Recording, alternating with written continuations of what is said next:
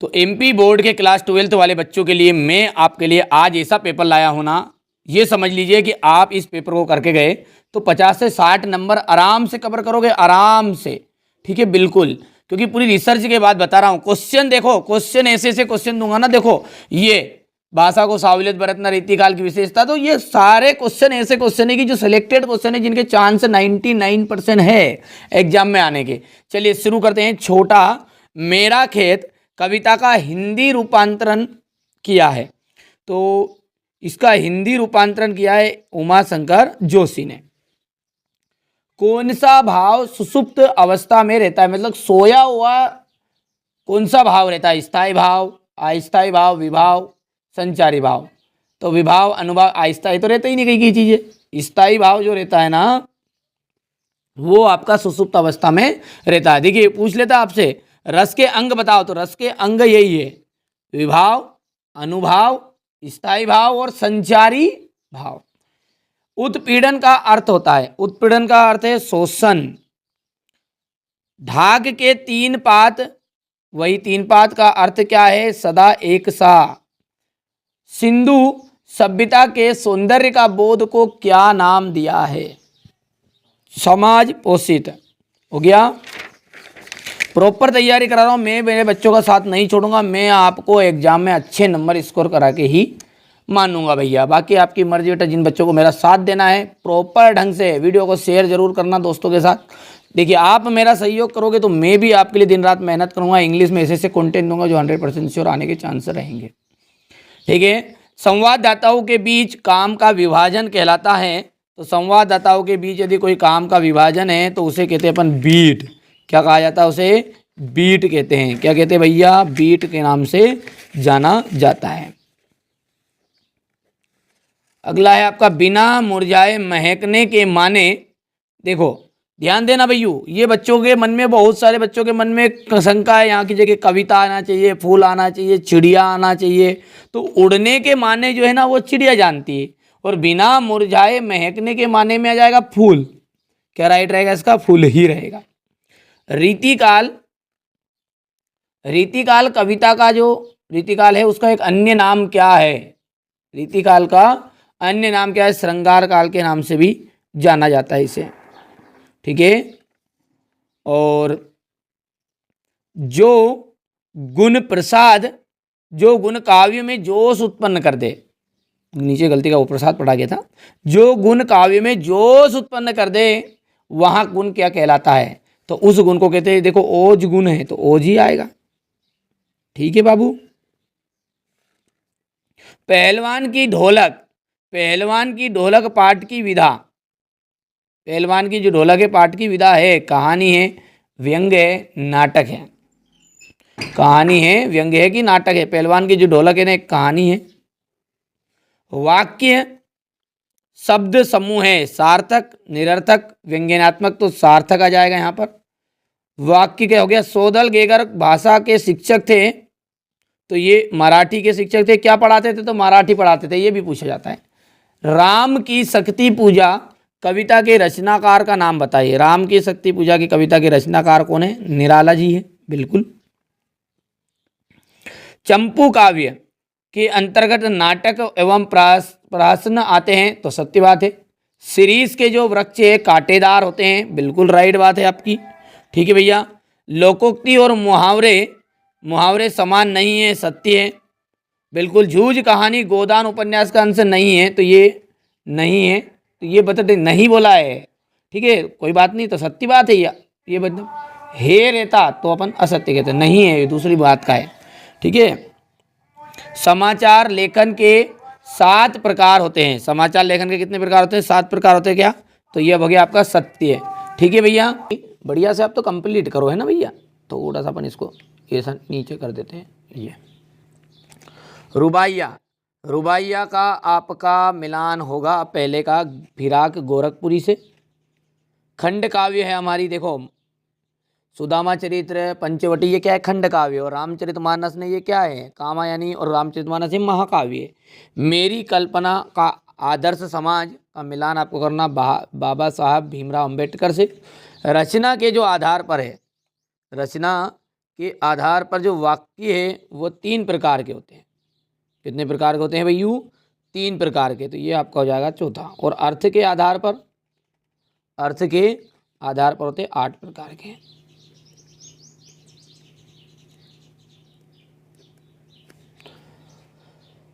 संचार माध्यम रेडियो का आपका हो जाएगा यहाँ पर 5। ये अतीत के दबे पाँव का आपका हो जाएगा ओम थानवी। संचार रेडियो माध्यम जो एक तरह का श्रव्य माध्यम है, और उर्दू फारसी छंद का आ जाएगा आपका रुबाइया। ये हो गया।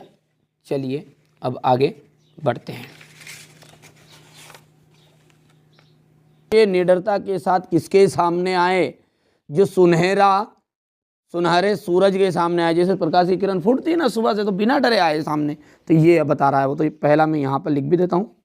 क्या लिखेंगे अपन? बढ़िया से देखो यार, मैं तो आपके लिए मेहनत कर रहा हूँ, आप करना बिल्कुल करना है, करके तैयार करके जाइएगा। बाकी मेहनत करिए, मेहनत में कमी मत रखिए। जो बच्चा मेहनत करेगा सफलता शोर मचाएगी। सुनहरे सूरज के सामने। अब मैं नाचियो बहुत गोपाल अब मैं नाचियो बहुत में कौन सा रस है? तो यहाँ पर आपका ठीक है अद्भुत रस है, अवधूत रस बोल सकते हैं यहाँ, अद्भुत। गुड़ धानी का क्या अर्थ है? गुड़ धानी का अर्थ है, ये बेटा एक बार सर्च कर लेना, ये थोड़ा सा डाउट है ना, ये कर लेना है ना, अद्भुत वाला। गुड़ धानी का क्या अर्थ है? गुड़ धानी का मतलब है गन्ना और अनाज।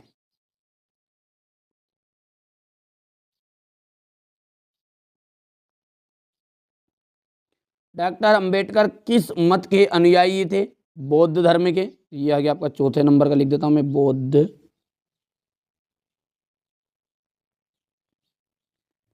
बौद्ध धर्म के। ठीक है। तकनीकी शब्द का दूसरा नाम क्या है? तकनीकी शब्द जो है ना, उसका दूसरा नाम है परिभाषिक शब्द।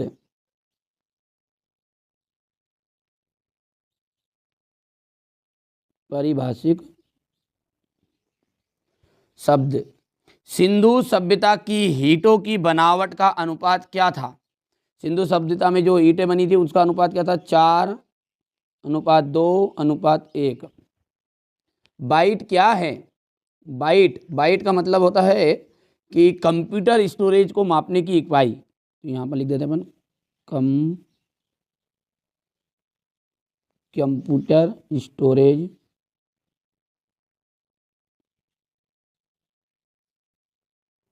ये स्टोरेज है ना, गलती से लिखा गया। स्टोरेज को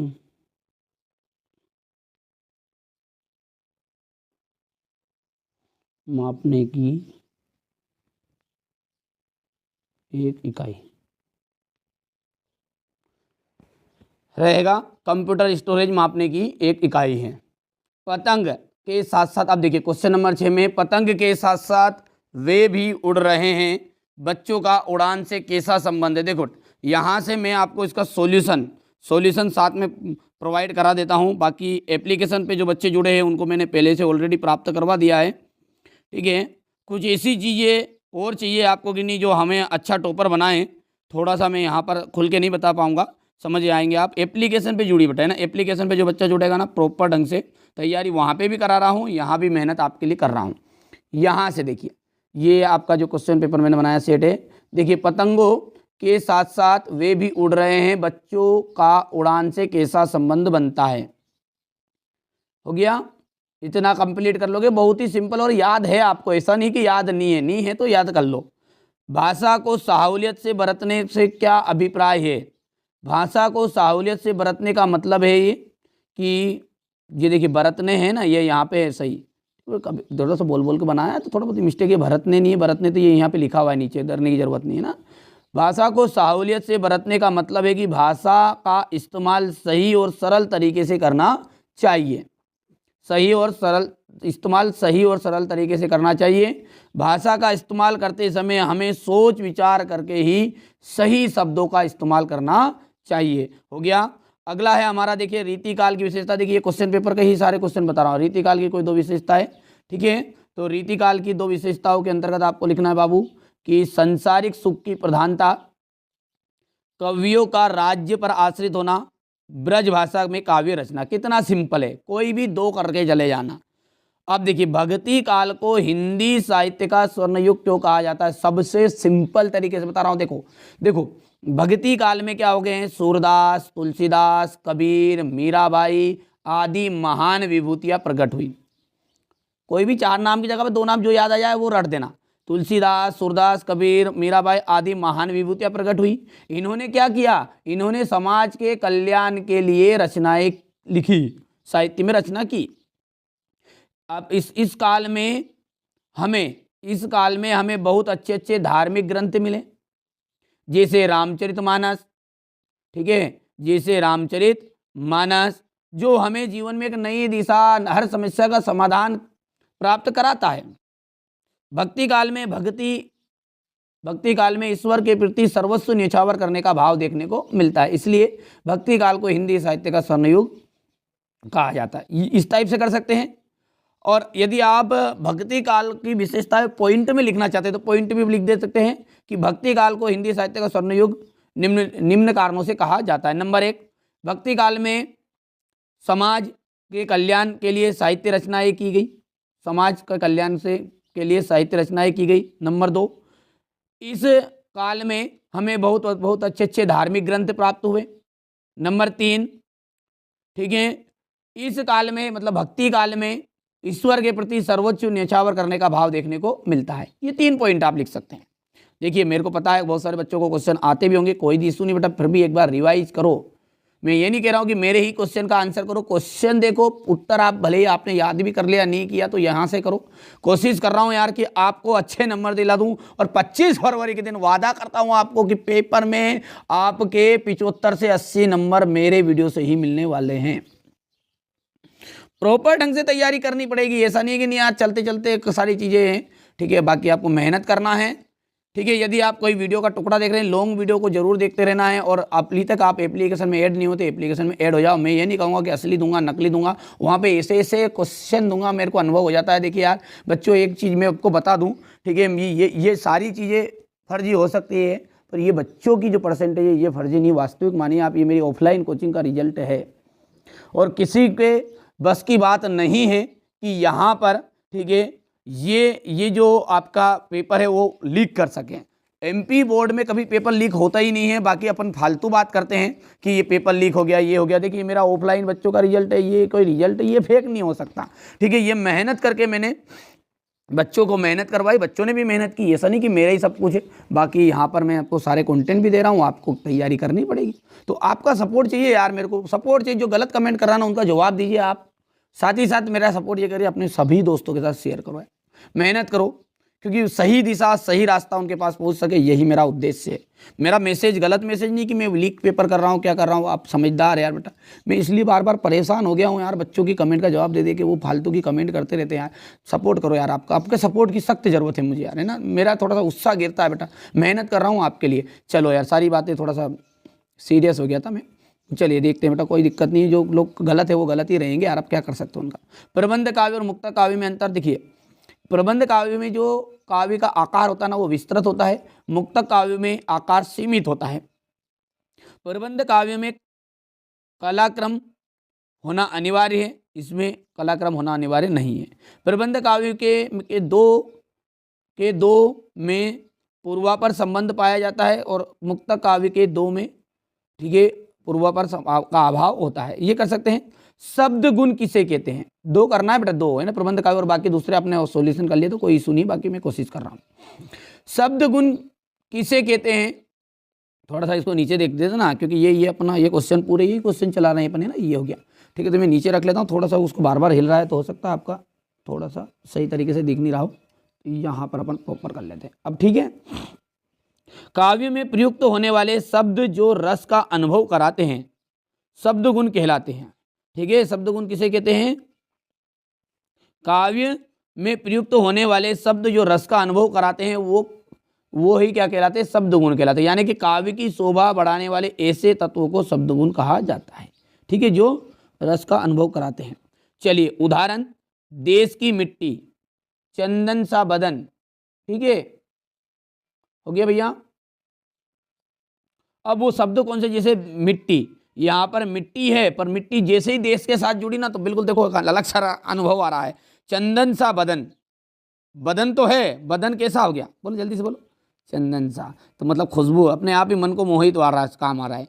मन, मन मयूर नाच उठा, ठीक है, ठीक है, मन मतलब मन मयूर, मयूर जैसे नाचता है तो अच्छा लगता है ना, इस तरीके से। तो ये उदाहरण है इसके। चलिए भक्ति, भक्तिन है ये, भक्तिन के चरित्र की विशेषता है, ठीक है ना। ये थोड़ा बोल बोल के लिखा तो मिस्टेक है, तो मैं सुधार भी कर रहा हूँ, ऐसा नहीं है, थोड़ा जल्दबाजी में आपके लिए बनाया है ना, उसको नजरअंदाज करना। यहाँ पर नीचे लिखा हुआ देखो, भक्तिन के चरित्र की विशेषता है। भक्तिन का व्यक्तिगत वो साधारण था, लेकिन दृढ़ता और स्वाभिमान की मिसाल थी। भक्तिन की पहली विशेषता क्या है कि उसका व्यक्तित्व कैसा था, साधारण था, लेकिन वो स्वाभिमान की मिसाल थी, मतलब वो अपने स्वाभिमान के लिए मर मिटती थी, किसी से मांगने का काम नहीं, मेहनत करके वो चीज़ें ऐसा। वहाँ निडर और संघर्षशील थी, वहाँ कैसी थी, निडर और संघर्षशील थी। वहाँ कर्मठ और परिश्रमी थी, दयालु थी, तो इसे भी 3 कर लो, 2 कर लो, ठीक है। गगरी फूटी बेल पियासा का आशय क्या है। गगरी फूटी बेल पियासा, बेल ही खेती के कार्यों का मुख्य स्तंभ होते हैं। यदि बेल प्यासे रह जाएंगे तो मर जाएंगे और खेत का कार्य असंभव हो जाएगा। इतनी चीजें ठीक है, बाकी याद कर सकते हैं। अतः बेलों को प्यास को मुखरित किया गया है। यहाँ पर आप क्वेश्चन नंबर 10 इसको पढ़ लीजिएगा, ठीक है। अब अगला देखते हैं, यहाँ पर अगला है अपना, ये देखिए, सिंधु घाटी सभ्यता की प्रमुख विशेषताएं बताइए। सिंधु घाटी सभ्यता की प्रमुख विशेषताएं, तो यहाँ भारत का पहला शहरीकरण था। इस सभ्यता में नगर नियोजन, जल निकासी और प्रणाली, ठीक है, इस सभ्यता में ईंटों से बनी इमारतें थी। और सिंधु घाटी सभ्यता कृषि और पशुपालन के मुख्य पेशा है। तो देखो यहाँ पर देखिए, पहला, तीसरा और चौथा कर लेना है, ठीक है, कर सकते हैं। अब अगला देखिए, भ्रांतिमान और विरोधाभास अलंकार को उदाहरण से समझाना है। तो भ्रांतिमान अलंकार देखिए, यहाँ पर जहां पर समानता के कारण किसी वस्तु में अन्य वस्तु का भ्रम हो जाए, मतलब ऐसा कि समानता, दोनों ही समान लग रहे हैं, उसमें कई भ्रम हो जाए, वहां भ्रांतिमान अलंकार। जान श्याम घनश्याम को नाच उठे वन मोर, तो ये उसका उदाहरण है। पहला उदाहरण ये हो गया है ना। दूसरा उदाहरण है, चंद के भरम होत मुद हे कमुदनी को, कर सकते हैं, सिंपल है, ऐसा भी उदाहरण कर लेना, और आपने भी उदाहरण कर रहे होंगे, ऐसा नहीं है ना। चलिए आगे बढ़ते हैं। विरोधाभास अलंकार, विरोधाभास अलंकार बताना है। तो जहां किसी वाक्य का विरोध ना होने, जहां किसी वाक्य का विरोध का आभास ना होकर केवल विरोध का आभास हो, विरोध नहीं हो रहा है लेकिन क्या हो रहा है, विरोध का आभास हो रहा है, वहां विरोधाभास अलंकार होता है, ठीक है। इसे विरोधी अलंकार भी कहा जाता है, याद रखना है। विरोधाभास अलंकार के कुछ उदाहरण यहाँ पर नीचे दिए गए, वहाँ एक ही लिखा है, तो ये आपको लिखना नहीं है उदाहरण। मतलब वहाँ तो जलता है पर बर्फ की तरह ठंडा है, हो गया, ये मत लिखना, ये थोड़ा सा लिखने में वहाँ पे बोल के गलत हो गया। विरोधाभास अलंकार के उदाहरण, मतलब डायरेक्टली ये उदाहरण से अपने को करना है, कर पाओगे। चलिए हो गया इतना, मतलब ये बेटा इसको समझाना चाह रहा हूँ कि ये आपका इतना गलत हो गया है, ये थोड़ा सा, ठीक है भैया। चलिए आगे बढ़ते हैं। चलिए मैंने यहाँ पर इसका सर्कल भी निकाल लिया ताकि दिक्कत नहीं आएगी, अब गलती होगी जो बताता जाऊँगा। कवित्व छंद को उदाहरण सहित बताइए। देखिए कवित्व छंद है ना, यहाँ एक वार्णिक छंद है, इसमें कितने चरण होते हैं, 4 चरण होते हैं। कितने चरण होते हैं, 4 चरण होते हैं। प्रत्येक चरण में वर्ण संख्या समान होती है, ठीक है। चरण में 31 वर्ण होते हैं पूरे। कितने वर्ण होते हैं, तो ये यहाँ से देखो, इस ऑप्शन से समझ लीजिए, आपके ओटी क्वेश्चन भी कंप्लीट हो गए। कवित्व छंद एक कैसा छंद है, तो वार्णिक छंद है, ठीक है। साथ ही साथ इसमें कितने चरण हैं, तो 4 चरण है, ठीक है। प्रत्येक चरण में कैसे वर्ण होते हैं, तो वर्ण संख्या समान होती है। कवित्व छंद में कितने वर्ण होते पूरे, तो 31 होते हैं। और इसमें किन पर यति होती है, तो ये यहाँ पर देखिए, तो ये 16 और 15 वर्षों नहीं है, वर्णों पर, ठीक है, वर्णों पर यति होती है। और प्रत्येक चरण का अंतिम वर्ण गुरु होता है। अब देखिए उदाहरण, देखिए कवित्त छंद का इतना सिंपल उदाहरण बताऊंगा ना, कभी आपने पढ़ा नहीं होगा, वास्तविक बता रहा हूँ, वास्तविक। यदि नहीं पढ़ा और अच्छा लगे तो बिल्कुल भाई साहब आप बिल्कुल एक बार तो इसके लिए वीडियो शेयर करना ही है, लाइक करना और बता देना कि नहीं हमें बहुत अच्छा लगा ये कवित्त छंद का उदाहरण, कमेंट करना आपके लिए विशेष। देखो, आंगन में चिड़ियों का आना जाना बंद हुआ, सुने सुने आज देखो घर द्वार हो गए। क्या बोल रहा है कि आंगन में चिड़ियों का आना जाना बंद हुआ, सुने सुने देखो घर द्वार आज हो गए। हंसना हंसाना और रूठना मनाना भूले, कुनबे के दूर दूर परिवार हो गए। यानी क्या कह रहा है, जो पहले के ज़माने में आंगन में चिड़िया आती थी, बचपन में देखा बचपन में आप कोई बच्चा गांव का होगा ना, तो उसे तो इतना, देखिए जो कुछ बचपन की यादें ना इतनी मनमोहक होती है। मेरे जो बचपन की बात बता रहा हूँ मैं आपको, ठीक है, मिट्टी का ओटला रहता था गांव में, बोलते अपन ओटला, उसके ऊपर बिल्कुल सुबह से अपन दाने पटकते थे और चिड़िया आती थी। अभी भी अपने पास गाँव का ही हूँ, रहने वाला हूँ, तो इसलिए अभी भी थोड़ा सा हो सकता है आवाज़ आएगी आपको चिड़ियों की। देखिए थोड़ा 1 सेकंड में बंद होता हूँ,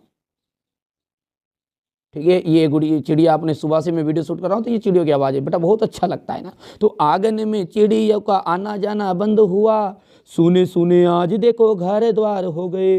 जो पुराने जमाने के घर थे आज सोने सुने हो गए है ना, बेटा अलग चला गया है, बाप माता माता पिता अलग रह रहे, डोकरा डोकरी अलग रह रहे हैं, ठीक है। हंसना हंसाना और रूठना मनाना भूले, कुनबे के दूर दूर परिवार हो गए।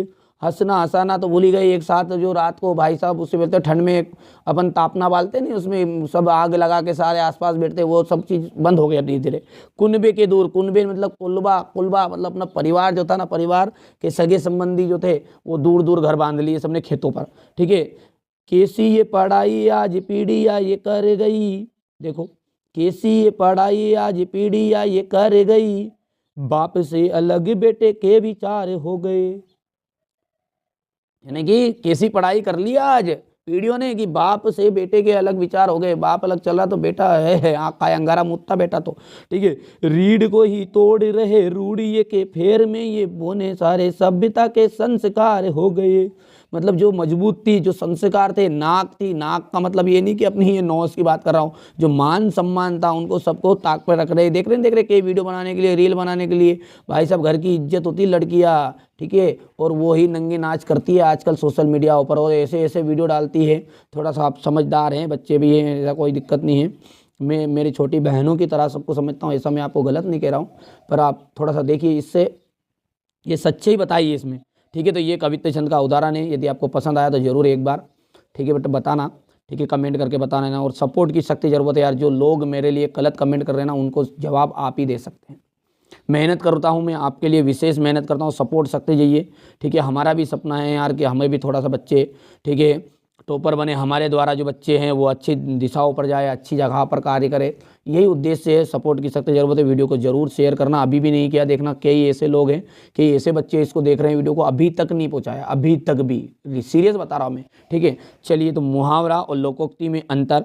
मुहावरा क्या होता है, एक वाक्यांश होता है, सबको पता है। वाक्यांश का मतलब होता है वाक्य का टुकड़ा। लोकोक्ति जो होती है पूर्ण वाक्य होता है। मुहावरा का स्वतंत्र प्रयोग संभव नहीं है, लोकोक्ति का स्वतंत्र प्रयोग संभव है।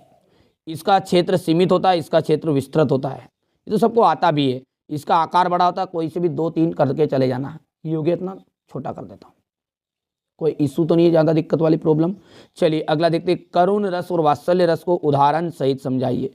करुण रस, जहाँ पर शोक हो, पीड़ा हो, है, ठीक है, ठीक है भैया, तो बिछड़ जाने से, यहाँ पर देखिए ये बीदड़ नहीं है, बिछड़ है, बिछड़, बिछड़, ये बोल बोल के लिखा है ना, तो थोड़ा टाइपिंग मिस्टेक हो गई है, कोई दिक्कत नहीं, मैं सुधार भी कर रहा हूँ। किसी प्रिय व्यक्ति या वस्तु के बिछड़ जाने से जो शोक नामक स्थायी भाव जागृत होता है, स्थायी भाव जागृत होता है, उसे करुण रस कहते हैं। उदाहरण है, ए मेरे वतन के लोगों, जरा आँख में भर लो पानी, जो शहीद हुए हैं उनको या उनकी है, जरा याद करो रे कुर्बानी। ये हो गया। इसका एक उदाहरण मैं आपको, सटीक उदाहरण, एक और सरल उदाहरण है, मतलब ये भी सही है, एक उदाहरण और है जो मेरा खास है। जब कृष्ण भगवान से सुदामा जी मिलने आए थे ना, तो वहाँ पे कृष्ण भगवान ने जब सुदामा के पैर धोए थे तो अपने आप आंसू निकलने आ रहे थे, आंसू निकल आ रहे, देखा होता है सबने टीवी में, जानते हैं तो चीजें। तो एक उदाहरण, इसका सरल उदाहरण क्या है कि पानी पराती को हाथे छुयो नहीं, पानी पराती को हाथे छुयो नहीं, नैनन के जल से पग धोए। अरे देखे सुदामा की दीन दशा, क्या देखी सुदामा की दीन दशा, करुणा निधि करुणा करके रोए। आया समझ में? तो पानी पराती को हाथे छुयो नहीं, नैनन के जल से पग धोए। ठीक है, देखी सुदामा की दीन दशा, करुणा निधि करुणा करके रोए। कर सकते हैं आराम से, ये आप कर लेना। वात्सल्य, वात्सल्य है रस का सबसे परिभाषा सरल है, ये परिभाषा थोड़ा सा कठिन लगे तो दूसरी कर सकते हैं कि जहाँ पर ऐसा अनुभव हो कि यहाँ पर अपने माता जो है अपने बच्चों को जो प्रेम करती है, लाड़ प्यार करती है, या पिता अपनी पुत्री से, पुत्र से लाड़ प्यार करता है, वो जो पिता पुत्र का संबंध होता है प्रेम का, या माता अपने बेटे को लाड़ प्यार करती है, जैसे कृष्ण भगवान और यशोदा मैया, तो ये वो करती है। तो जहाँ पर जो वात्सल नामक भाव उत्पन्न होता है, ममता से संबंधित जो भाव उत्पन्न होता है, उसे अपन वात्सल्य रस कहते हैं। ये भी लिख सकते हैं, कोई इशू नहीं, तो आप उस परिभाषा कर सकता बच्चा। और कोई उदाहरण है, मैया मेरी मैं नहीं माखन खायो, बाल ग्वाल सब पीछे पर के, बरबस मुख लपटाओ, ओ मैया मोरी मैं नहीं माखन खायो। दूसरा एक और उदाहरण, ये नंबर 1 वाला है, इसकी 2 लाइन है, और दूसरे की केवल एक लाइन है, ठुमक चलत रामचंद्र बाजत पैजनिया। कर सकते हैं, ठीक है। और एक उदाहरण इसका एक और है, वो अपन याद भी क्या होगा कि मैया मेरी कभी बढ़ेगी चोटी, ठीक है, ये सब ठीक है, ये कर सकते हैं, कोई इशू नहीं। शुद्ध करना है आपको, सब उसका सब काम गलत होता है, उसके सब काम गलत होते हैं। अशुद्ध वाक्य है यहाँ पर, चिल्लाने में कोई फायदा नहीं होगा, चिल्लाने से कोई फायदा नहीं होगा, हो गया इतना। निर्देशा अनुसार वाक्य को परिवर्तन करना है, स्नान करो और विद्यालय जाओ, ठीक है। यहाँ पर बच्चों ने लिखा नहीं है, ये आज्ञावाचक करो इसको, तो स्नान करके विद्यालय जाओ। सत्य की सदा विजय होती है, तो सत्य की सदा विजय हो, ठीक है। अब यहाँ पर देखिए क्वेश्चन कौन सा था, वो ऐसा मैं बता देता हूँ आपको, कोई इशू नहीं उसमें। ये था वो क्वेश्चन, ये सरल वाक्य शुरू का, और दूसरा आज्ञावाचक, गलत मैंने बोल दिया, शुरू का सरल वाक्य। अब अगला क्वेश्चन क्या है हमारा, देखिए बेटा ध्यान से, कि राजभाषा और राष्ट्रभाषा में अंतर आपको बताना है, ठीक है। ये थोड़ा सा अपन ने इसको बड़ा कर लिया ना, इस कारण से वो दिक्कत दे रहा है, ये अपन ने रख दिया यहाँ पर। रामचंद्र कह गए सिया से, ऐसा कलयुग आएगा, हंस चुगेगा ताना इनका, कौआ मोती खाए। देखो राजभाषा, यहाँ पर देखिए राजभाषा और राष्ट्रभाषा में अंतर है, ये है ना। राज्यभाषा भी कैसे, इसको राजभाषा या राज्यभाषा दो एक ही है। देखिए राजभाषा ज़्यादातर किसी सीमित राज्य तक ही उपयोग की जाती है, राष्ट्रभाषा किसी भी देश में सबसे ज़्यादा उपयोगी होने वाली भाषा है। किसी भी देश में राज्य भाषा एक से अधिक हो सकती है, हर एक राज्य की अलग अलग भाषा होती है, कई राज्यों में 2 भाषा होती है, ठीक है। और किसी भी देश में ये इधर राज्य से सीमित है, इसका काम देश में है, और ये इसमें एक से अधिक भाषा हो सकती है, इसमें केवल एक ही भाषा होती है। सिंपल है, कर पाओगे, छोटा कर देता हूँ, स्क्रीनशॉट भी ले सकते हैं। अगला है जीवनी और आत्मकथा में अंतर। देखो जीवनी जो होती है ना, वो दूसरों के द्वारा लिखी जाती है, किसके द्वारा, दूसरों के द्वारा। आत्मकथा जो होती है स्वयं के द्वारा लिखी जाती है, ठीक है। अब जब दूसरा लिखेगा तो भाई साहब दूसरों के ही गुण दोष को बताएगा, जब दूसरा लिखेगा दूसरे को, स्वयं लिखेगा तो स्वयं के गुण दोष को बताएगा, ये हो गया दूसरा पॉइंट। अब भाई साहब दूसरे के बारे में लिख रहे हैं तो भाई साहब अपने विचार बता सकते क्या, ज़्यादा स्मार्ट नहीं बनना पड़ता फिर, क्योंकि इसमें लेखक स्वयं के विचारों को नहीं दर्शाएगा। तो 3 पॉइंट एक ही पॉइंट से बन गए यदि दिमाग लगाओगे तो। ये दूसरों के द्वारा लिखी जाएगी, अब जब दूसरों के द्वारा लिखी जाएगी तो दूसरों के गुण और दोष को बताएंगे, और दूसरों के गुण दोष को बताए तो फिर अपनी नहीं हाँकनी पड़ेगी, यानी अपनी तरफ से विचारों को नहीं बताता लेखक। ये 3 पॉइंट हो गए।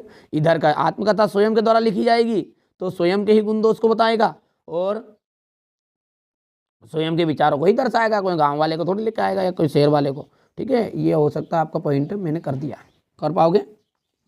अब अगला है आपका क्वेश्चन नंबर 15 है कि मुद्रित माध्यम में लेखन के लिए ध्यान देने योग्य बातें कौन कौन सी हैं। तो मुद्रित माध्यमों में लेखन के लिए ध्यान देने योग्य बातें हैं कि भाषा साफ और सरल होनी चाहिए। भाषा कैसे होनी चाहिए? साफ और सरल होनी चाहिए। वाक्य छोटे छोटे होने चाहिए। वाक्य कैसे होने चाहिए? छोटे छोटे होने चाहिए। लेखन में जगह जगह यानी स्पेस का ध्यान रखना चाहिए। समाचार देखने में मुख्यतः किन 6 सवाल का जवाब देने की कोशिश की जाती है? ये कर लोगे आराम से। क्या क्या जवाब है कि क्या हुआ, कहाँ हुआ, कैसे हुआ, क्यों हुआ, किसको, कौन, कब, क्यों, कैसे, ये 6 वाक्य की बात चल रही है। ठीक है भैया। अब देखिए यहाँ पर जो है अगला क्वेश्चन है ना जो काव्यांश वाला है, तो इसका आपको देख सकते हैं निज भाषा उन्नति अहे। ठीक है, तो ये अपना यहाँ तक तो हो गया था, जीवनी आत्मकथा तक भी ये भी हो गया, मुद्रित भी कर दिया मैंने, मुद्रित के बाद में ये भी हो चुका है अभी। और अब आ गया यहाँ पर, देखिए इसको आपको बढ़िया से एक बार पढ़ लेना है। ये तो सिंपल है, इसी में आंसर छिपे रहते हैं, इसके लिए है ना। हो गया। इसी के नीचे वाला जो रहेगा अपठित गद्यांश रहेगा, तो ये अपठित गद्यांश हो गया, ये स्क्रीनशॉट ले सकते हैं। हो गया। अब है अगला सूर्यकांत त्रिपाठी निराला, देखिए, और क्वेश्चन नंबर उसके अथवा वाला है तुलसीदास का। ठीक है, तो यहाँ पर सूर्यकांत त्रिपाठी निराला का कवि परिचय हो गया, पढ़ सकते हैं। वैसे याद किया है सभी बच्चों ने। भाव पक्ष हो गया है, कला पक्ष हो गया और साहित्य में स्थान हो गया। ठीक है, एक आधी जगह तो थोड़ा पढ़ने में कहीं ना कहीं मिस्टेक आ जाए तो उसको इशू करना मत, क्योंकि कारण क्या हो रहा है बेटा कि अपन ने इनको लिखित रूप से बनाया है, तो बोलने में थोड़ी बहुत मिस्टेक हो जाए ना, जैसे अपन बोलते हैं अलग नहीं, वो सर पकड़ लेता अलग शब्द, तो ये थोड़ा बहुत हो जाता है, तो उसको आप कर सकते। बाकी इतना ज़्यादा नहीं है, एक आधे अक्षर की कहीं ना कहीं मिस्टेक रहती है, तो पढ़ने में भी महसूस हो जाता है, उसको थोड़ा सा देख लेना आप। जल्दी जल्दी किया यार, समय कम था ना इसलिए। बाकी अब अगले वीडियो के अगले पेपर के लिए मैं पूरी तैयारी करा रहा हूँ। इंग्लिश का पेपर वो मेरी जवाबदारी है। ठीक है, इस चैनल पर आपको पूरी तैयारी कराई जाएगी, है ना। ये देख सकते हैं, ये तो लेखक परिचय हो गया जयनंद कुमार का, ये तुलसीदास का ऊपर वाले का रह गया था। रामचरितमानस, जैसे यहाँ पर देख सकते हैं ये कवितावली है, ये मिस्टेक होगी बोलने में। ठीक है, गीतावली, जानकी मंगल, दोहावली, हनुमान भाव की, ये सत्य है, मतलब सही है। भाव पक्षी, तुलसीदास जी को भाव जगत का सम्राट कहा जाता है। आपकी भावनाओं में धार्मिक एवं सामाजिक भावों का सागर लहराता है। कला पक्ष में हो जाएगा, तुलसीदास जी अपने काव्य में ब्रज भाषा का प्रयोग किया है। इन्होंने अपने काव्य में दोहा आदि, छंद आदि का प्रयोग होता है।